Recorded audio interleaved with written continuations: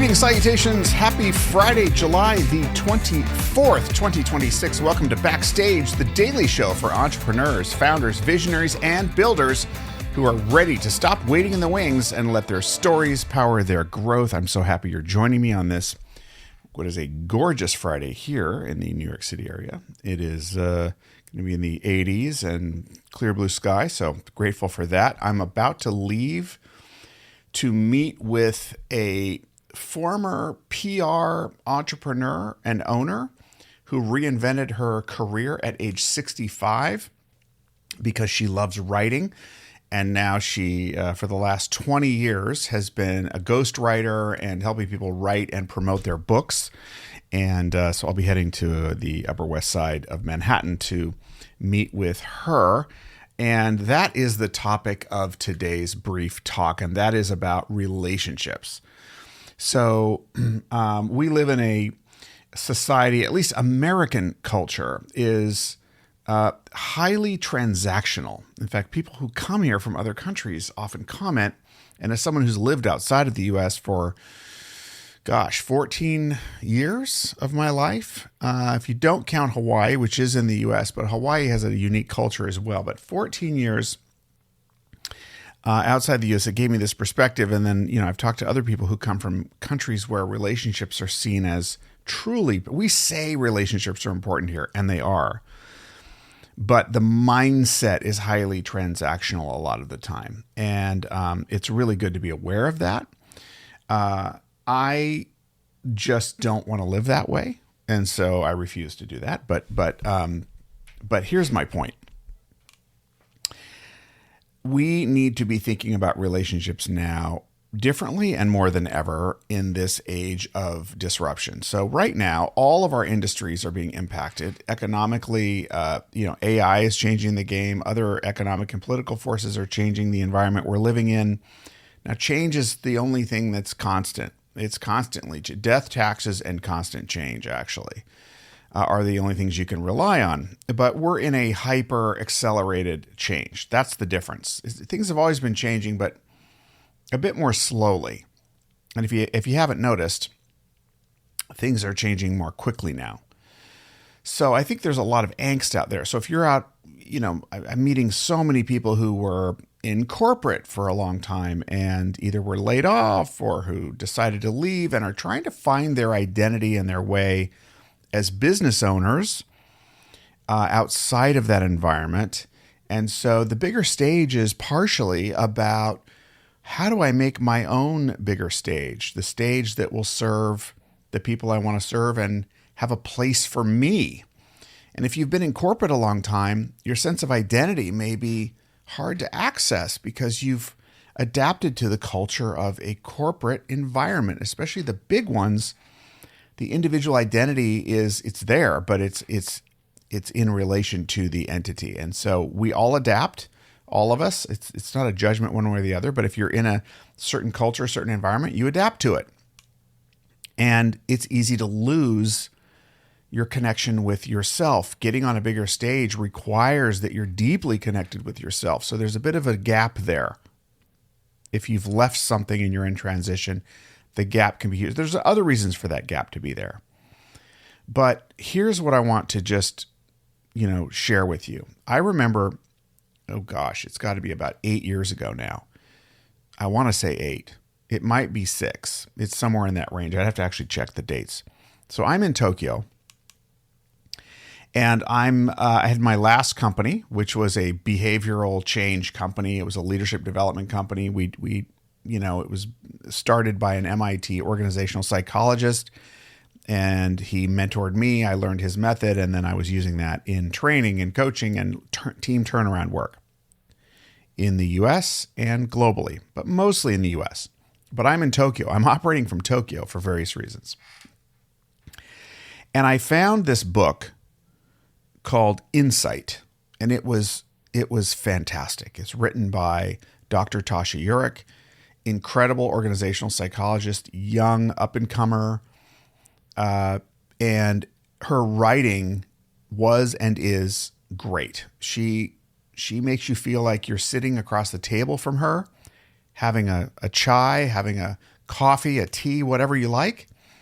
And you're kind of bantering with this new friend, and you're learning all about her life and about this incredible subject matter of self-awareness.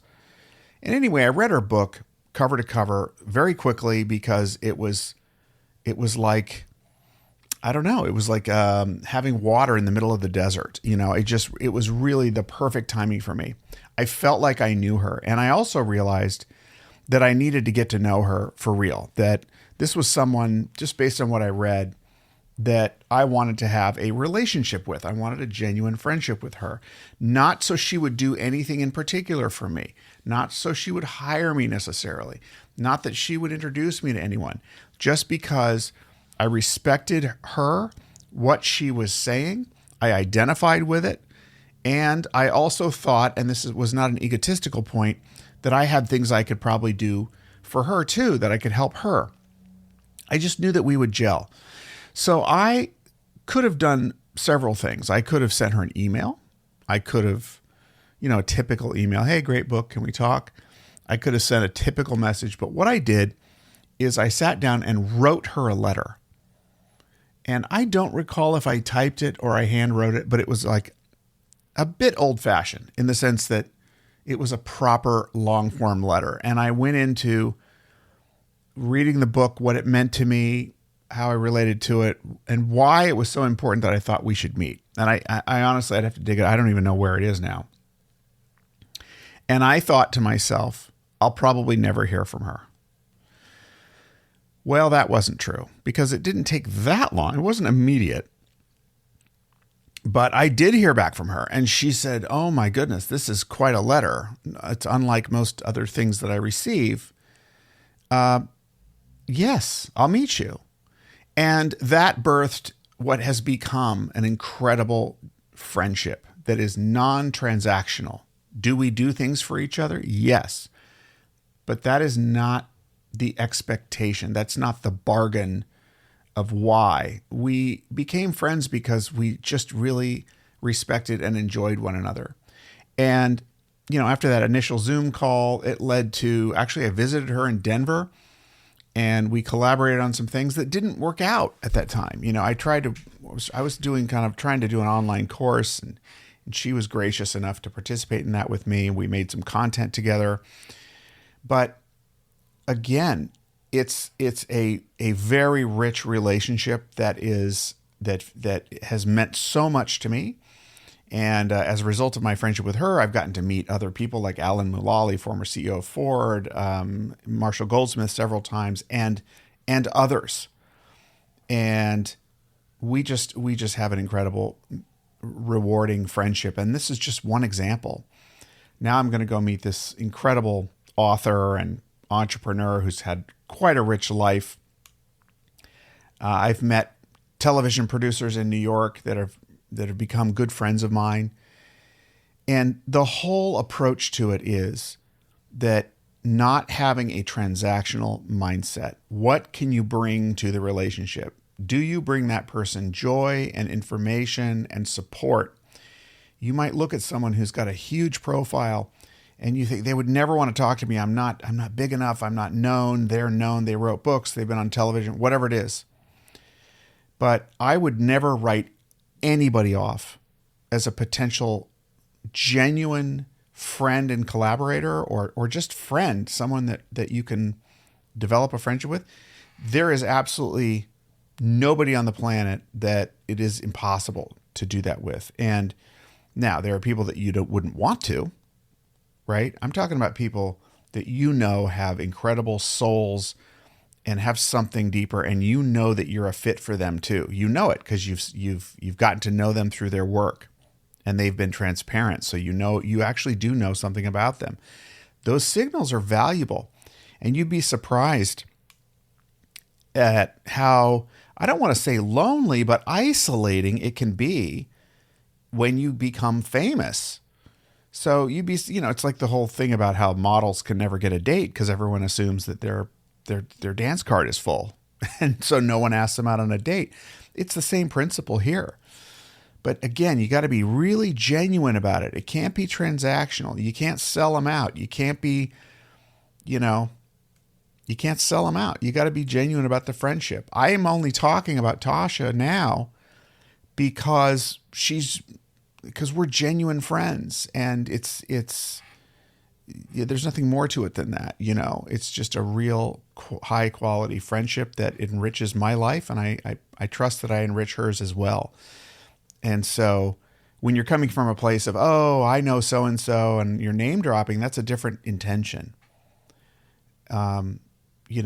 So nurturing relationships is such a key part of getting on a bigger stage. It gives you a feedback loop. It gives you support, but also when you nurture relationships with people who are really special, who have some incredible gift that they've expressed in some way, it's a constant motivation for yourself to do better, to keep working, to never give up. All right? So, relationships. Who's someone that you already know that you maybe have neglected? And who's somebody that you'd like to get to know? And what would it take to do that? All right, I'm going to leave you with that thought over this weekend. I hope you've had a great week. I hope you have a great weekend of connection and reflection, and hopefully rejuvenation. How about that? So, as always, be good to yourself and others. Thanks, as always, for listening. Give our show a recommendation to a friend, and we will check back again with you on Monday. Bye-bye for now.